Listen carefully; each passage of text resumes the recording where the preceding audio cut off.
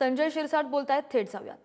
आम्ही विचार करतो म्हणून हे वंचित हे काँग्रेस बरोबर किंवा राष्ट्रवादी बरोबर जाणार नाही, उबाठा बरोबर जाणार नाही. आता हे आघाडीमध्येच असलेली बिघाडी पाहून एकंदरीत सांगलीच्या जागेवर असेल, भिवंडीच्या जागेवर असेल, हे जे काही चाललेलं यांचं गोंधळ, या गोंधळामुळे आता मैत्रीपूर्ण लढतीचा एक फॉर्म्युला समोर येण्याची शक्यता आहे आणि त्याच पद्धतीने ह्या निवडणुका लढल्या जातील. आघाडी आता टिकणार नाही हे पूर्वीपासून मी सांगत आलोय आणि आज त्याचा प्रत्यय तुम्हाला आता 1-2 दिवसात येईल.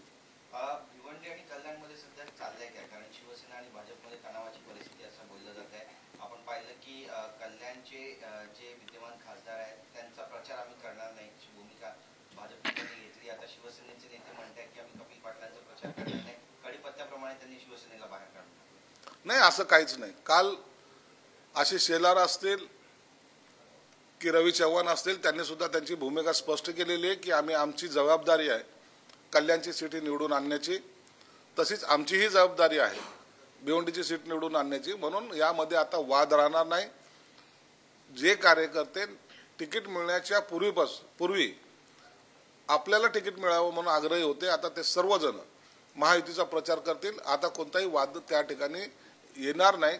हा सर्व वाद आता संपुष्टात आलेला आहे. रत्नागिरी, सिंधुदुर्ग, पालघर, त्यासोबत छत्रपती संभाजीनगर, ठाणे या सगळ्या जागांसाठी आणि नाशिक या सगळ्या जागांसाठी आमदार सुद्धा कालच्या बैठकीत आक्रमक होते. नाही, वस्तुस्थिती आहे, महायुतीला जर आपल्याला जास्त सीट पाहिजे असतील तर एक सीट ज्याला आपण महत्वाची म्हणतो, मग नाशिक का नाही? आज नाशिकची परिस्थिती अशी आहे की हेमंत गोडसेने फॉर्म भरला तर तो विजय घोषित झाल्याचं इतकं चित्र स्पष्ट असताना ती जागा का सोडावी?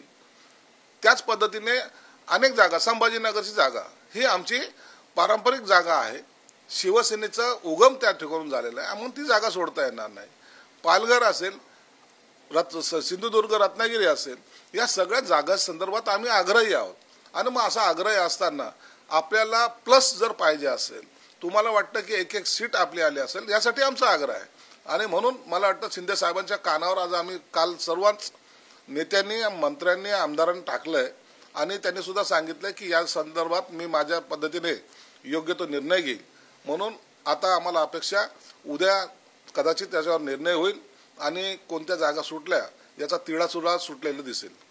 शिवसेना उभाटा पक्षाकडून सुद्धा लोकसभेसाठी जोरदार तयारी सुरू आहे. काही टीजर त्यांनी सुद्धा लॉन्च केले, ज्यामध्ये लेकीबाईच्या सुरक्षेसाठी ठाकरेंची मशाल अशा आशयाचा हा टीजर आहे. याबद्दल काय म्हणतो? लेकीबाळीच्या सुरक्षितेचा टीजर करताना दिशा साल्यांना श्रद्धांजली व्हा आणि मग त्या टीजरचं ओपनिंग करा.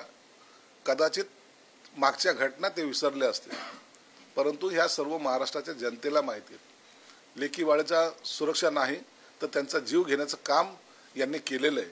म्हणून अशा टीजरवर लोक विश्वास ठेवणार नाहीत. मोठा आरोप म्हणावा. आरोप काय, वस्तुस्थिती आहे, चौकशी चालू आहे. दिशा साल्यन प्रकारची चौकशी आणखी थांबलेली नाही, म्हणून त्याची चौकशी चालू आहे. आणि मला वाटतं लवकरच याचा छडा सुद्धा तुम्हाला कळेल आणि जे काही त्यामध्ये गुंतलेले आहेत ते सर्व समोर आरोपी म्हणून येतील हे निश्चित आहे. काँग्रेसचे आदर्श नेते भाजपात जाण्याआधी सोनिया गांधी, राहुल गांधी यांच्यासमोर येऊन रडले होते. या वयात तुरुंगात जाऊ शकत नाही असं सुद्धा म्हणाले होते. तरी अशोकराव चव्हाण यांच्यावरती हा निशाणा होता. याबद्दल काय म्हणतात? संजय राऊत असं विधान करतात. संजय राऊत आता पहिले मातोश्रीचे किचन कॅबिनेट होते, नंतर ते सिल्लोरोगचे झालेत आणि जेव्हापासून राहुल गांधींनी यात्रा सुरू केली त्या टायमाला ते राहुल गांधीचे किचन कॅबिनेट आहेत. म्हणून हे रडताना ते बाजूला बसलेले असतात आणि ते रडत असतात.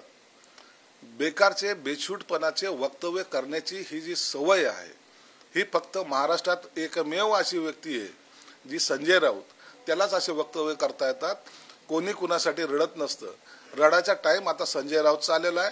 लवकर जेव्हा तो जेलमध्ये जाईल त्या टायमाला रडायचं कसं असतं हे त्याला लक्षात येईल. पण एकीकडे संजय राऊत अशोक चव्हाणांबद्दल बोलतात, दुसरीकडे नाना पटोले संजय राऊतांवर टीका करतात. ते म्हणतात संजय राऊत यांनी आपल्या नौटंक्या बंद करावा, ते शिवसेनेचे नेते त्यांनी सांभाळून बोलावं. वरिष्ठ पातळीवर चांगलीचा तिढा 1 ते 2 दिवसात पूर्ण होईल. सामोपचारांना तिढा सोडवू. राऊत यांनी लहान कार्यकर्त्याप्रमाणे बोलू नये. याकडे कसं? संजय राऊतवर कोण टीका करत नाही? प्रत्येक जण टीका करतोय. नाना पटोले करतोय, बाकी सगळ्या पक्षाचे नेते करतायत. परंतु त्याला त्या टीकेला त्याला काहीच वाटत नाही. सांगलीच्या आमच्या त्या विश्वासित करताना टीका केली नाही. एका मिनिटात त्याच्यावर आरोप लावलाय की यांना आम्हाला जे दम देत आहेत कदाचित हे भाजपमध्ये जातील.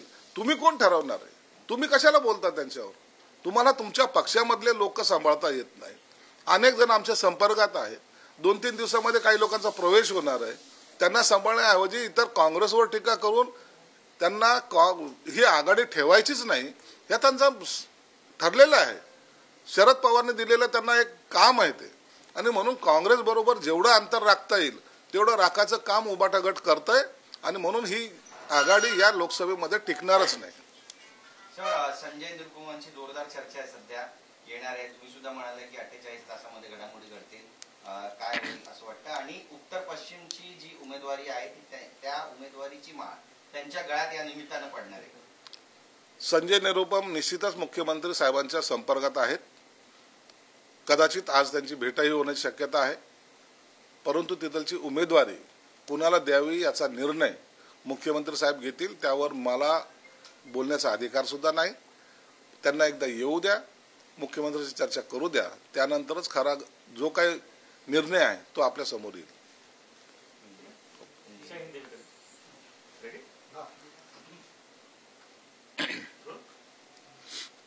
सर, कल शिवसेना की तरफ से मुख्यमंत्री की तरफ से एक बैठक बुलाई गई थी. इस बैठक में क्या कुछ चर्चाएं हुई, क्या रणनीति को लेकर चर्चा हुई, सीट शेयरिंग को लेकर विवाद है, क्या इस पर भी चर्चा हुई? इलेक्शन के पहले जो कोर कमेटी है उनको बुलाया गया था. बहुत सारी सूचनाएं हमें दी गई. इलेक्शन की स्ट्रेटेजी क्या होना चाहिए, इलेक्शन के ऊपर किसके ऊपर क्या जवाबदारी है, उसने क्या करना चाहिए. जो नेतागण थे, मंत्रीगण थे, आमदार थे, वो किस किस जिले में जाएंगे, कहाँ कहाँ प्रचार करेंगे, और राष्ट्रवादी कांग्रेस शिवसेना इनका कोऑर्डिनेटर कौन रहेगा, ये सब बातों पे चर्चा हुई. उसके बाद कुछ सीटों की शेयरिंग के बारे में भी चर्चा हुई. हम लोगों ने कौन सी सीटें अभी अपने को चाहिए, ये कौन सी सीट लड़ाना चाहिए जिसपे अपन चुन के आ सकते, विजयी हो सकते, उसके बारे में उनको सविस्तर बताया गया. कुछ भाजपा के लोगों का आग्रह, कुछ राष्ट्रवादी के लोगों का आग्रह है कि ये सीट हमें चाहिए, वो सीट हमें चाहिए, लेकिन जो अपनी सीटें हैं वो उनको दिया नहीं जाए. इसके बारे में हमने बड़े जोर से उनको बोला है कि सर ये सीट छोड़ो मत.